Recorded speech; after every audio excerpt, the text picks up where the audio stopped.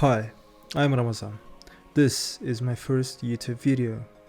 Just wanted to mention, in this video, I'm gonna be teaching you guys for an advanced topic which may definitely help you in your work and future interviews. Topic is about writing clean view code and stick to architecture's main plan. We will consider as an example code written in MVVM. As all of you know, View controller's main purpose is acting as a router between the view and view model. It's not its job to know how to set up the views and its constraints. It should merely route information back and forth. In order to have a maintainable project, it's very important to have a clear separation of responsibilities between the aspects of your architecture. Giant view controllers like this and view controllers that now too much are very difficult to maintain and scale. You want your actual code to be completely separate from your view controller, and fortunately there is a very simple way to override the original view property of an UI view controller, allowing you to maintain separate files for your views while still making sure your view controller doesn't have to do any kind of view setup. LoadView is in this case, if you didn't know, part of your view controller's lifecycle, since it is responsible for view of view controller and runs before view did load. When using storyboards, this is the method that will load your nib and attach it to the view. But when instantiating view controllers manually, all this method does is create an empty UI view. You can override it to change this behavior and add any kind of view to the view controller's view property. When starting with the practice of writing views programmatically, a common problem people face is where to put the code in the first place. If you follow the regular storyboard approach of putting everything view related in your view controller, it is very easy to end up with a giant god class. You can make this better by moving the views to a different file and adding a reference back to the view controller, but you'll still have to fill your view controller with things that are not supposed to be in it, such as constraint code and other forms of view setup. Notice that view will automatically constrain itself to the edges of the view controller, so no constraints are needed to the outer my view. Now view is a reference to my custom view. You can build the entire functionality of the view inside its own separate file without the view controller having to know anything about it. Nice? To access the contents of my view, you can cast view to your custom type. To access the contents of my view, you can cast view to your custom type.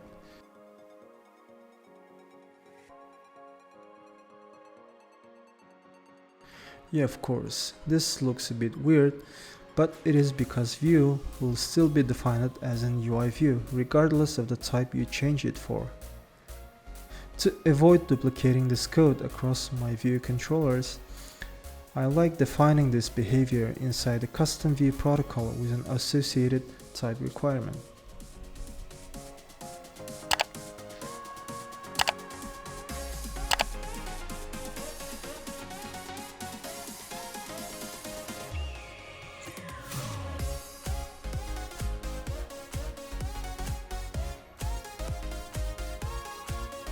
In order for this to work, you have to provide a custom view to your UI view controller at the LoadView method.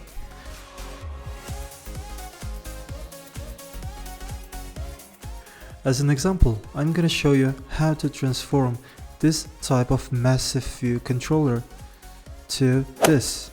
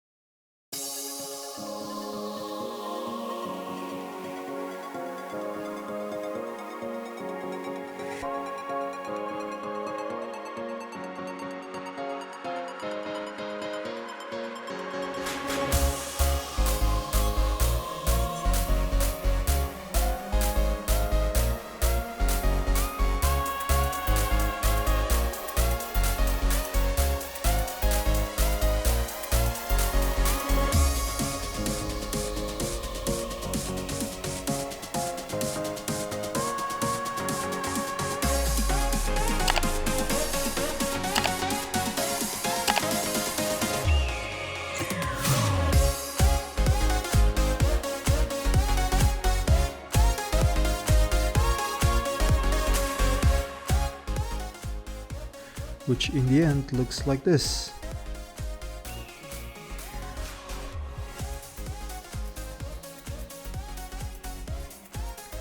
In that way, we can store all the view related stuff inside UI view.